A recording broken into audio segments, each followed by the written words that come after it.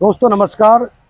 जैसा कि आप सभी को पता है कि अलवर ज़िले में जो प्याज की फसल है वो राजस्थान में सबसे ज़्यादा लगाई जाती है और जो प्याज किसान है वो अब की बार डरा हुआ है क्योंकि पिछले 2 साल से लगातार किसानों का नुकसान हो रहा है।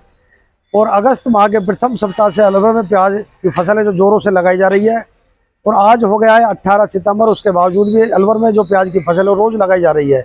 तो प्याज किसान के काफ़ी सवाल हैं कि अब की बार प्याज का क्या भविष्य रहने वाला है, प्याज में नुकसान रहने की संभावना या लाभ होने की संभावना, इन सभी विषयों को लेकर आज हम आपसे रूबरू करवा रहे हैं अलवर के सबसे बड़े प्याज व्यापारी पप्पू भाई प्रधान से। क्योंकि क्या प्याज का भविष्य रहने वाला है, इन सभी बातों को लेकर विस्तृत चर्चा करेंगे। तो आइए चलिए आपसे मुलाकात करवाते हैं पप्पू भाई प्रधान, प्याज व्यापारी अलवर राजस्थान से। चाहते हैं कि अब की बार जो अलवर में प्याज लगाई जा रही है तो पिछले मुकाबले बराबर है, कम है, ज्यादा है?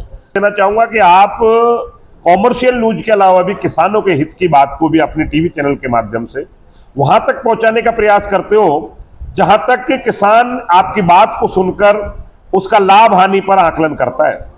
आपका बहुत बहुत आभार। आपने पूछा कि कितनी प्याज लग रही है। पिछली साल के समकक्ष प्याज लग रही है। प्याज पिछली साल अगेती लगी थी इसलिए रोग आ गया था। इस बार लोगों के पास पैसा नहीं था, कमजोरी थी, इसलिए लोगों ने फसल को बहुत ध्यान से लगाने का प्रयास किया और निर्धारित समय के अनुसार ही प्याज लगाई है और अभी तक प्याज का लगान चल रहा है। पिछले साल के समकक्ष प्याज लगेगी, उतनी ही प्याज धीरे धीरे लग जाएगी। प्रधान जी, ऐसा सुनने में आ रहा है कि अब की बार जो अलवर का किसान है वो डरा हुआ है, इस बात से कहां तक सहमत हो? ये बिल्कुल सही है, बिल्कुल डरा हुआ है। पिछले साल तेजी बहुत थी बीज में, कण का बीज बहुत महंगा था।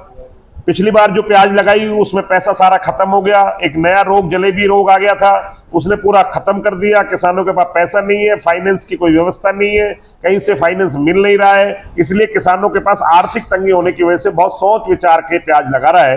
बाजारें प्याज के कण की बीज की बहुत कम है, इसलिए जिन्होंने कण लगाया उन्हें भी कोई बहुत ज्यादा मुनाफा नहीं है। 2000 के समथिंग बाजार चल रहे हैं, उससे सब किसान अपनी जो बनाई हुई उपज में बीज है उसको अपनी धरती पे लगा रहा है, इसलिए फसल पूरी लग रही है।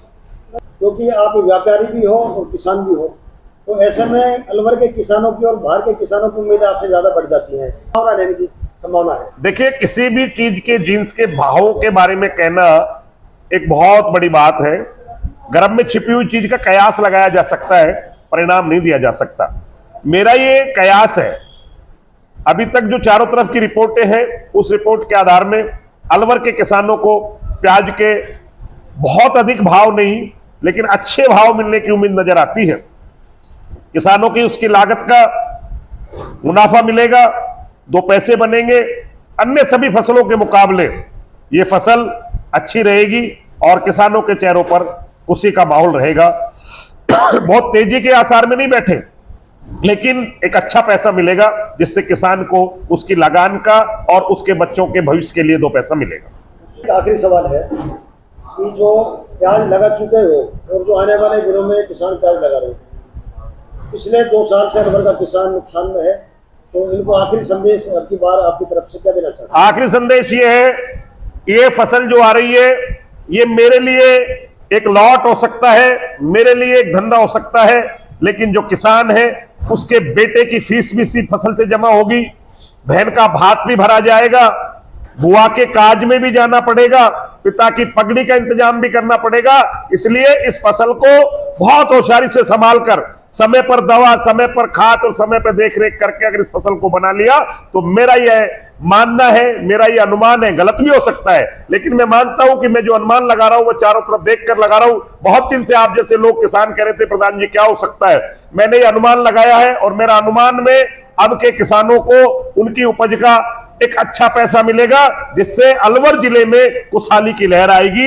ऐसा मैं भरोसा रखता हूं। जब तक किसान के पास पैसा नहीं होता है तब तक बाजार में भी पैसा नहीं होता है, जब तक किसान मजबूत नहीं होगा तब तक बाजार भी मजबूत नहीं होगा। ये जो फसल आ रही है इसे आप संभालें, होशियारी से बनाएं, पूरी बनने दें, ईमानदारी से मंडी में ग्रेडिंग करके लेके आए और ईमानदारी से बिकवा कर अपना पैसा नगद ले जाए। आपने कीमती समय दिया, इसके लिए बहुत बहुत धन्यवाद। धन्यवाद आपका बहुत बहुत।